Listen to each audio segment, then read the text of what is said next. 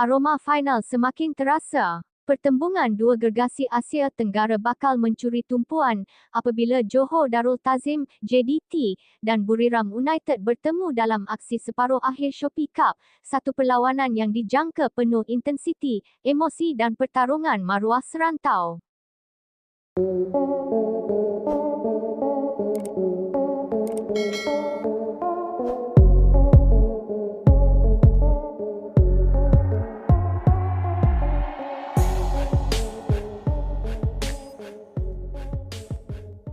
Cabaran Buriram United nyata bukan halangan buat Harimau Selatan yang kini semakin fokus memburu tiket ke pentas final.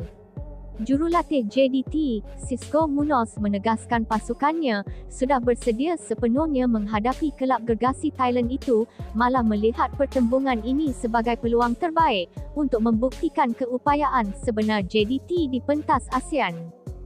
Selepas menamatkan saingan kumpulan, sebagai naib juara kumpulan B, JDT sekali lagi akan bertemu Buriram, pasukan yang mara selaku juara kumpulan A, sekaligus menghidupkan semula perseteruan sengit kedua-dua kelab yang sebelum ini pernah berentab di pentas ACLE.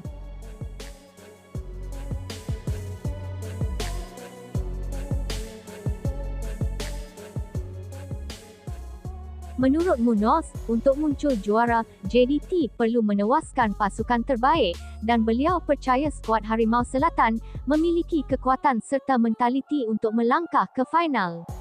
Aksi separuh akhir yang dijadualkan berlangsung pada 6 dan 13 Mei ini pastinya bakal menjadi pentas penentuan sama ada JDT mampu meneruskan impian menjulang trofi Shopee Cup musim ini.